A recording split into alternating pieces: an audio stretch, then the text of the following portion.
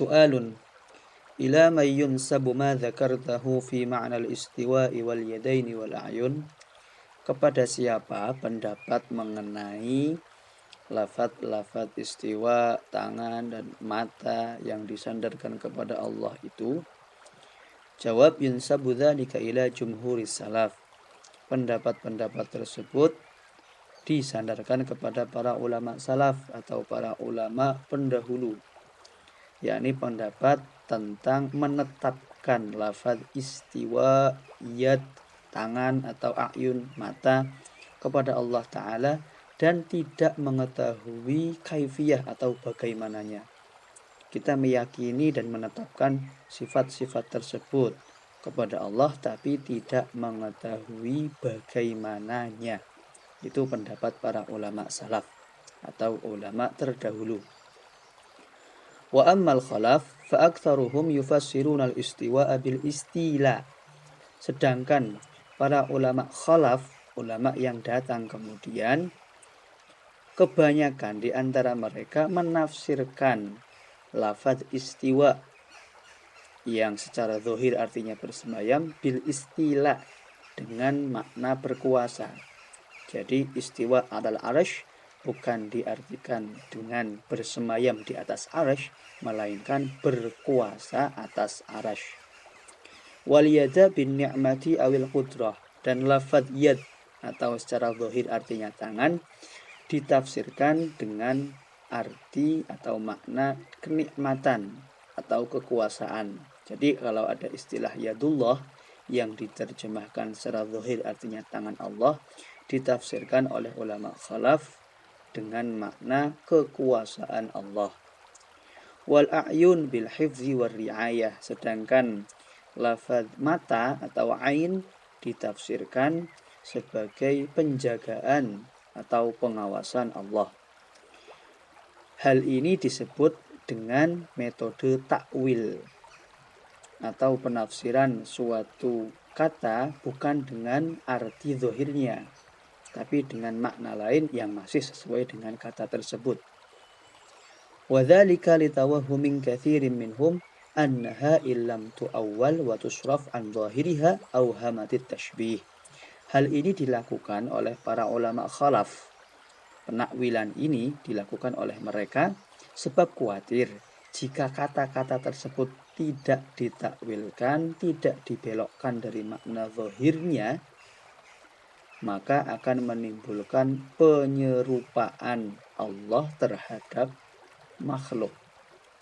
Akan menimbulkan penyerupaan Allah dengan sifat-sifat makhluknya bagi orang-orang awam. Wa qad ittafaqal fariqani ala anna al-musyabbiha dhallun. Padahal kedua golongan itu, baik golongan ulama salaf maupun golongan ulama khalaf, sama-sama sepakat bahwa orang yang menyerupakan Allah dengan makhluknya adalah sesat. Wa ghairuhum yaquluna innama tuhimu tashbih law lam yadullul aqlu wan naqlu ala tanzih. Yang lain berpendapat bahwa adanya penyerupaan Allah dengan makhluknya itu timbul sebab kurangnya pemahaman terhadap dalil-dalil, baik dalil akal maupun dalil naqli, yakni Al-Quran dan Hadis, yang menjelaskan tentang maha sucinya Allah dari penyerupaan itu. Faman syabbaha famin nafsihi utiya. Maka barang siapa yang menyerupakan Allah dengan makhluknya, itu muncul dari pikiran atau khayalannya sendiri. Su'alun, kaifa nuthbitu syai'an thumma naqulul kaifu fihi majhulun. Bagaimana kita menetapkan suatu sifat kepada Allah tapi kita tidak tahu bagaimananya, tidak tahu kaifiyahnya, tidak tahu tata caranya sifat tersebut pada diri Allah sebagaimana yang dianut oleh para ulama salaf. Jawab, hadza ghairu mustaghrab. Hal ini bukanlah sesuatu yang aneh. Fa inna na'lamu anna nufusana muttasifatun bi sifatin kal ilmi wal qudrati wal iradah ma'a anna la na'lamu kaifiyata qiyami hadhihi sifati biha. Sebagaimana kita tahu bahwa kita punya sifat-sifat tertentu seperti ilmu atau tahu, wal qudrah, berkuasa, wal iradah, dan berkehendak, tapi kita tidak pernah tahu bagaimana munculnya sifat-sifat tersebut dalam diri kita. Bal inna nasma'u wa nubsir wa la na'lamu kaifiyata husulis sam'i wal absar. Kita bisa mendengar, kita bisa melihat, tapi kita juga tidak tahu bagaimana munculnya sifat-sifat tersebut dalam diri kita. Bal annana natakallam wa la na'lamu kaifa sadara minnal kalam. Kita juga berbicara, tapi kita tidak pernah tahu bagaimana kita bisa mampu berbicara. Bagaimana tetapnya dan bagaimana cara kerjanya kemampuan berbicara itu pada diri kita. Sebab banyak orang yang punya lisan tapi ternyata tidak bisa bicara juga. Kita tidak tahu hakikat sifat-sifat tersebut kok bisa muncul dari diri kita.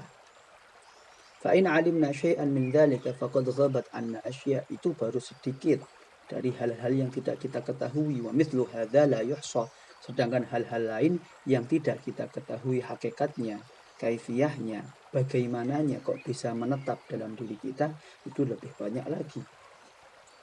Fa idza kana hadza fima yudhafu ilaina fa kaifal halu fima yudhafu ilaihi subhanahu wa ta'ala. Kalau hal-hal yang kecil yang ada dalam diri kita saja kita tidak bisa pahami, tidak bisa kita ketahui, bagaimana dengan hal-hal yang tetap dalam diri Allah, bagaimana hal-hal yang menempel pada diri Allah Subhanahu wa ta'ala, itu lebih-lebih tidak bisa kita ketahui. Sangat wajar. Su'alun ayyul madhhabaini arjah.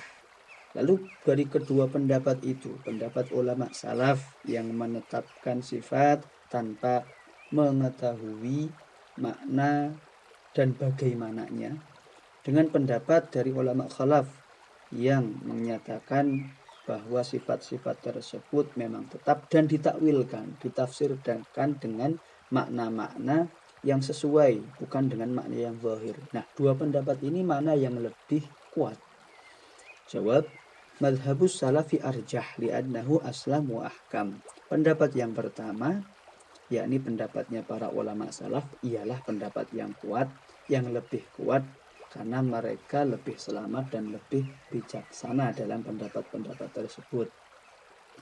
Wa amma madhabul khalaf fa innama yazuhul akhdhu bihi 'inda ad-darurah. Adapun pendapat para ulama khalaf yang datang kemudian bisa dipakai dalam keadaan darurat atau yang betul-betul dibutuhkan. Wa dzalika fima idza khushiya 'ala ba'dhin nasi illam yu'awwal lahum tilkal kalim ay yaqa'u fi mahwatit tashbih. Kapan kondisi darurat itu? Yakni ketika dikhawatirkan jika lafaz-lafaz tersebut ditangkap oleh orang-orang awam dan mereka bisa terjerumus dalam jurang pentasbihan atau penyerupaan Allah terhadap makhluknya. Fayu'awwadu lahum dzalika ta'wilan sa'ighan fil lughatil masyhurah. Jika demikian, jika ada kekhawatiran tersebut, maka lafaz-lafaz tersebut perlu ditakwilkan, perlu ditafsirkan dengan makna-makna lain yang masih sesuai, tapi bukan dengan makna zahir bagi orang-orang tersebut, sehingga tidak terjerumus dalam tasbih atau penyerupaan Allah terhadap makhluknya dengan bahasa-bahasa yang dapat mereka pahami sesuai dengan bahasa yang masyhur di wilayah tersebut.